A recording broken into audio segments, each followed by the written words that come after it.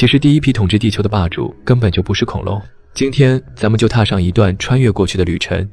去探寻恐龙时代来临前那些曾经称霸地球的生命。恐龙总能勾起我们对史前巨兽的想象，但这些中生代的庞然大物绝不是最早统治地球生命的生物。早在第一只恐龙踏上陆地的数十亿年前，其他神奇的动物就已经主宰了地球上的海洋和大陆。从充满怪异捕食者的远古海洋，到遍布巨大昆虫的沼泽森林，地球远古历史的每个时代都有自己的主导生物。故事要从46亿年前的前寒武纪说起。这个时期，地球逐渐冷却，第一批海洋慢慢形成。当时的地球表面是个充满活力的环境，各种化学反应悄悄为生命的诞生打下了基础。频繁的火山活动、陨石撞击和变化的气候，创造出了有机分子出现的必要条件。这些分子后来逐渐结合成简单的化合物。大约38到35亿年前，生命首次以单细胞生物的形式出现，细菌和古菌形成微生物群落，能在极端环境中存活。这些早期细胞有着代谢功能，能从周围环境中获取能量，慢慢改变了海洋和大气的成分。它们的生化活动引发了一系列环境变化，对后来更复杂生物的演化至关重要。随着微生物群落不断扩张，它们开始形成一种叫叠层石的层状结构，这是光和细菌反复生长堆积而成的。叠层石慢慢积累起沉积层，有些至今还能在化石中看到。这些生物制造的氧气渐渐让大气富含氧，为未来的生命创造了更宜居的环境。说到底，叠层石就是地球上最早最直观的生命证据之一，标志着进化史上的重要一步。后来进入埃迪卡拉纪，大约6.35亿到5.41亿年前，第一批多细胞生物出现了。这个时期诞生了埃迪卡拉生物群，这是一群软躯体生物，只在沉积岩中留下了模糊的印记。像狄更逊水母、斯普里格蠕虫这类生物的化石，体型和现代动物截然不同。虽然结构还很简单，但它们已经比单细胞生命复杂得多，说明进化开始尝试更多样的生命形态。埃迪卡拉生物开始在这个人被环境巨变影响的世界里占据生态位。由于没有硬壳或骨骼，它们的化石能保存下来，全靠环境条件适宜，让软组织留下了永久印记。这些化石表明，特化的细胞类型和原始的组织结构当时已经开始发展，为后来惊人的生物多样性打下了演化基础。然而，在5.4亿多年前的寒武纪，地球上的生命还全都局限在海洋里。这里就是我们星球第一批伟大统治者的故事开始的地方。寒武纪见证了一场惊人的演化爆发，也就是寒武纪大爆发。在相对短暂的地质时间里，各种奇特的海洋生物纷纷出现，大多数主要的动物体型结构都是在这时首次亮相的。这个像外星世界一样的水下环境里，第一批复杂动物崛起，为所有未来的生命奠定了基础。寒武纪的海洋里，生命以史无前例的速度演化。海洋里满是无脊椎动物，也就是没有脊椎的生物，包括在海底爬来爬去的三叶虫，还有在水里飘着的奇怪胶状动物。尤其是三叶虫，繁盛了超过2.7亿年，演化出无数物种，成了古生代海洋生态系统的标志性生物。这个时期，几乎所有主要动物类群都首次登场。当时没有有颌鱼类，没有爬行动物，当然更没有陆生动物，只有一个充满怪异形态的水世界，为未来的演化埋下了伏笔。在这片奇特的海洋景观中，有一种生物脱颖而出，成了顶级捕食者——奇虾。它最长能长到50厘米，这在当时已经算是巨型生物了。它的身体像虾一样灵活，前端有一对带刺的腹肢用来抓猎物，还有一个环形齿状嘴用来碾碎猎物。两只巨大的复眼让奇虾视力敏锐，能在昏暗的寒武纪海水中发现猎物。它很可能以小型动物为食，甚至可能捕食三叶虫，用它那奇特的颌把猎物撕碎。当时没有鱼类或更大的捕食者，这种强大的节肢动物就是寒武纪海洋无可争议的顶级猎手。直到4.85亿年前的奥陶纪开始时，生命继续在海洋里繁荣发展，有些生物甚至开始变大。这个时期出现了第一批原始鱼类，体型很小，没有下颚，身体通常有硬质外壳保护。不过奥陶纪海洋的霸主并不是鱼类，而是头足类，是鱿鱼和章鱼的远古亲戚。当时的主导捕食者之一是一种巨型直壳头足类，这种像鱿鱼的生物住在坚硬的锥形壳里，像仿角石这样的物种能长到9.1米长，在温暖的浅海中滑行，用触手抓住猎物，再用喙状的嘴巴吃掉。这些巨型软体动物捕食所有比它们小的生物，从贝类到三叶虫都不放过。其实在这个时代，海洋的顶级捕食者就是这种带巨壳的鱿鱼，它很可能是当时地球上最大的动物。经历了一场短暂的大灭绝后，直到4.44亿年前开始的滞留纪，生命才逐渐恢复，甚至首次踏上了陆地。最早的简单植物，比如小小的苔藓，开始让荒芜的海岸景观变绿。不过陆地大部分地方仍然一片荒凉。虽然化石证据很少，但一些顽强的节肢动物，可能是原始的千足虫和蝎子，被认为是最早登上陆地的动物之一。在水里，有河鱼类变得更常见，第一批鲨鱼和硬骨鱼也出现了，但主导地位往往属于另一种捕食者，被称为板足后的巨型海蟹。它们在滞留纪的河流和浅海中称霸，像翼后这类能长到 2.5 米，是史上最大的节肢动物之一。海蟹有着带刺的爪子和垫状尾巴，能在浑浊的水中对鱼类和其他猎物发起迅猛攻击。那时的陆地生命才刚起步，水下的食物链却早已被这些巨型海蟹牢牢掌控。滞留纪之后是泥盆纪，从 4.19 亿年前到 3.59 亿年前，这个时期常被称为鱼类时代。海洋里生命极其丰富，掠食者种类也不断增加，鱼类演化出无数种类。原始鲨鱼在深海游弋，肉鳍鱼用强壮的鳍在沿海浅滩捕食，各种形状的硬骨鱼在珊瑚礁生态系统中成群出没。类珊瑚生物建造的珊瑚礁系统为这些海洋生物提供了栖息地。与此同时，陆地上的植物进一步发展，第一批由高大树木和蕨类组成的森林在一些大陆上蔓延，悄悄改变着大气。有些大胆的肉鳍鱼甚至开始踏上陆地，演化成最早的两栖四足动物。不过在深海中，有些鱼类正在变成真正的霸主，准备主宰它们的生存环境。其中一种就是邓氏鱼，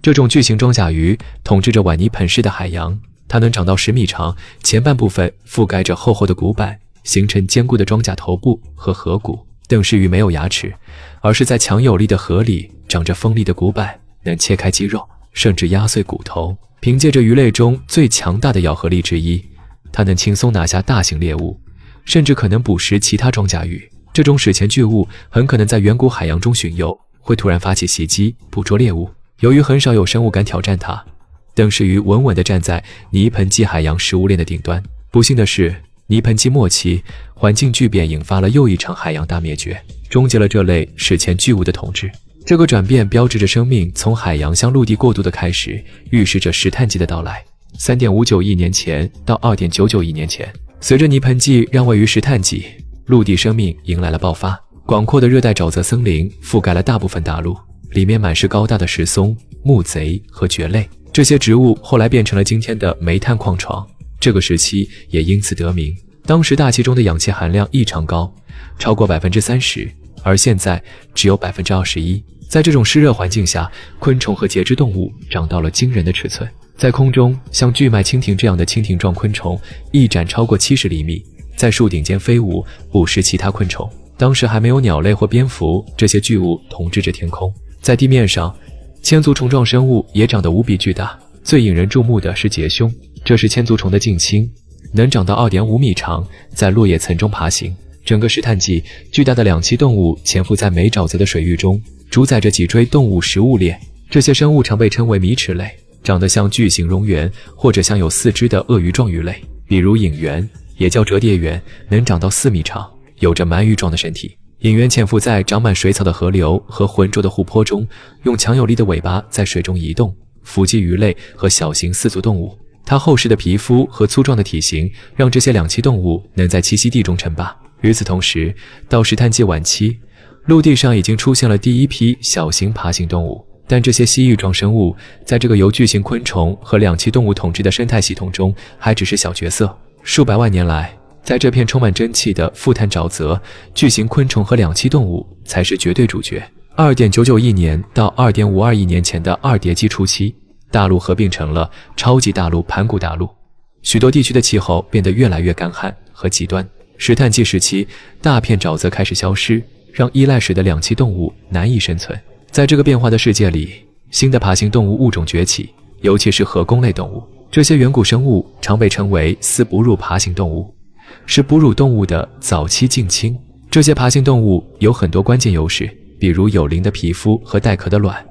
这让它们能远离水源生活，在干旱环境中比两栖动物前辈更易存活。其中既有强大的捕食者，也有大型植食动物，这些都是前所未见的种类。二叠纪早期有一种捕食者叫异齿龙，是一种背上有帆的肉食性河弓类动物，体长超过4米，用4条腿爬行，步态有些摇晃。它的背上有一个明显的高帆，有脊椎支撑，这可能是用来吸收阳光或调节体温的。它巨大的头骨上长着各种大小的锋利牙齿，包括长长的犬齿，非常适合刺穿猎物的肌肉。翼齿龙很可能捕食它能抓到的所有东西，从大型昆虫到两栖动物和小型爬行动物都不放过。由于当时没有其他大型捕食者，它统治着自己环境中的食物链，在阿尔迭纪的河谷和平原上称霸，就像现在的大型猫科动物统治它们的领地一样。与此同时，阿尔迭纪的海洋里也出现了可怕的猎手，其中最著名的是玄齿鲨。这种像鲨鱼的鱼类能长到5到8米长，下颚上长着奇特的锯齿状牙齿螺旋，看起来像圆形的锯片，很可能用它的螺旋核切开鱿鱼、鱼类等软躯体猎物。随着阿尔迭纪的推进，陆地上的权力平衡不断变化。被称为前棱蜥的粗壮植食动物，体型和大型猪或牛差不多，在陆地上四处游荡。它们的身体被凹凸不平的皮肤和骨质鳞片保护着，而在暗处潜伏的是利齿兽类，一群可怕的河弓类捕食者。其中最大的狼蜥兽能长到约 3.5 米长，头骨又长又窄，还有像剑齿虎一样的獠牙。凭借强有力的四肢和结实的脊椎，它能短途冲刺捕捉猎物。攻击时，狼蜥兽会用剑齿般的獠牙造成致命的深度咬伤。这些利齿兽是晚二叠氏的顶级捕食者，在真正的哺乳动物出现很久以前，就扮演着类似大型猫科动物的角色。实际上，到这个时候，各种形状和大小的丝哺乳爬行动物已经主宰了陆地，既是捕食者，也是猎物。生命已经从早期寒武纪的海洋走了很远，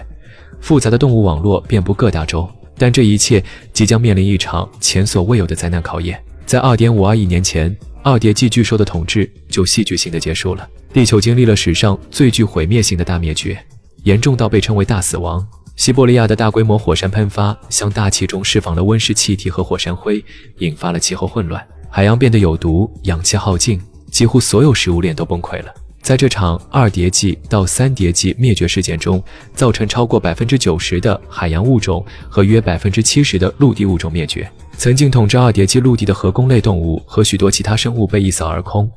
茂密的森林变成了荒芜的荒地。这场灾难实际上重置了地球，